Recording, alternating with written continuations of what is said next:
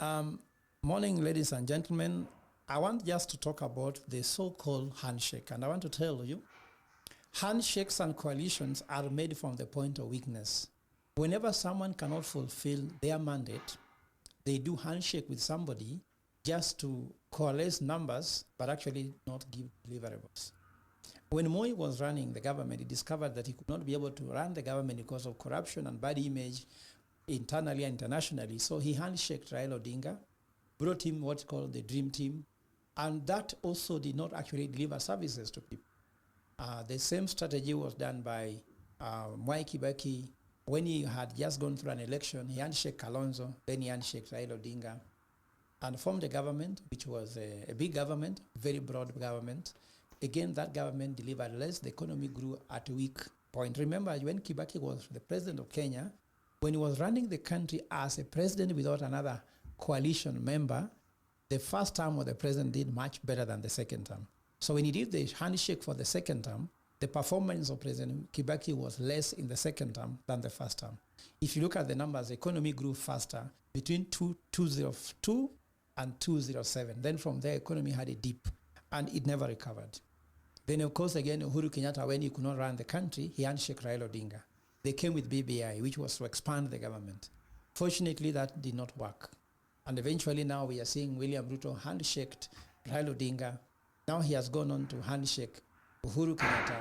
I don't know who is next.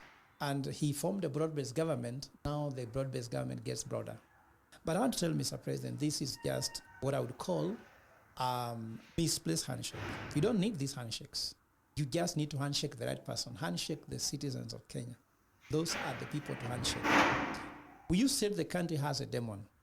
Is the demon going to be, we are going to exhaust this demon using Uhuru Kenyatta, or you should go to the priests and you should go to the pastors. You should go to the bishops and let them even have confession with your own pastor and let them tell you which are these demons. Then they can actually be exhausted to be removed from this country. Remember, if you ignore the Catholic Church, you ignore the ACK Church, you ignore all the churches and their voices, these are the moral conscience of the country. The moral conscience of this country is not Uhuru Kenyatta, it's not Raila Odinga, it's not Kalonzo Musyoka, it's not anybody else. The moral conscience of this country is the church. And we are happy that the Spirit of God is speaking to the bishops now directly.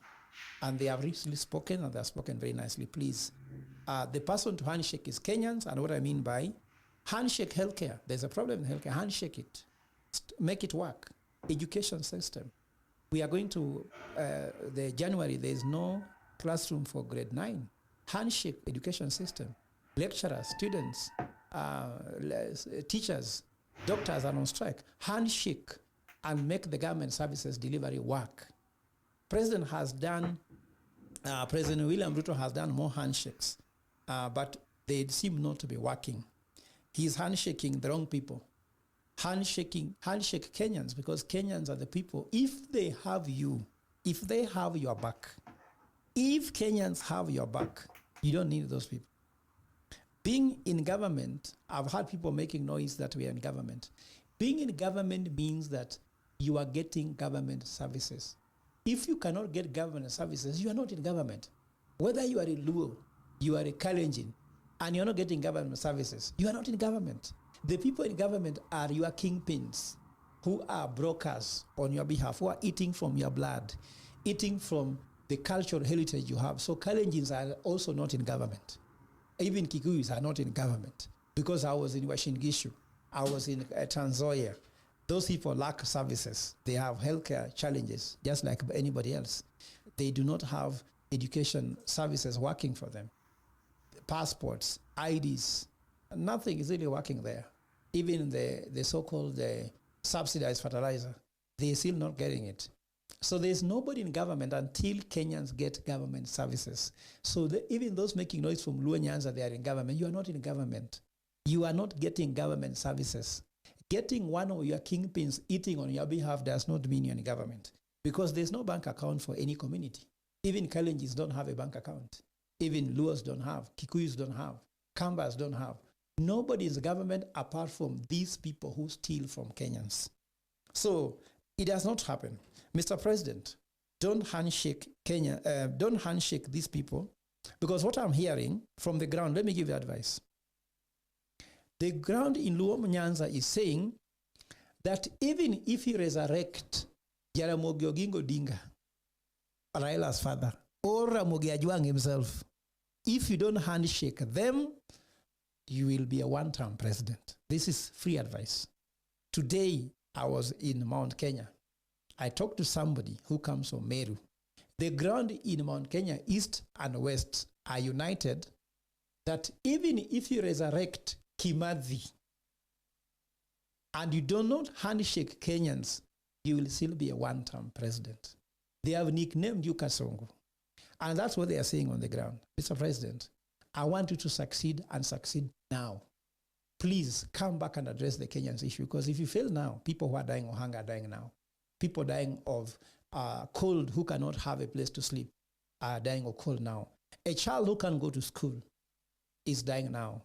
That person in hospital who cannot get a dialysis, who cannot be able to get a diabetic treatment, cannot get arthritis treatment, cannot be able to access drugs for pressure, ulcers, they are dying now.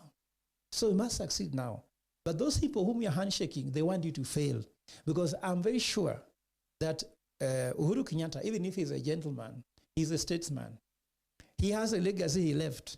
He might be wanting you to have a worse performance than him so that he become the most performing president, because among all the 5 presidents, Kibaki still is the one on top of the pie. Now, where will you be, Mr. President? Is this people friends or their enemies? I know politics is what is being played, but economically, Kenyans will stand behind you. And with the strength of Kenyans behind you, you will not need any handshake from anybody. When you form more broad-based government, the government is going to be more expensive. There will be higher government expenditure. You're going to put money on those people you're bringing in your government. You won't put money on Kenyans. And Kenyans will come and show you that they have not changed their mind. What they said on 25th of June remains. And therefore, Mr. President, come back and serve Kenyans. Handshake Kenyans. Don't tear gas them.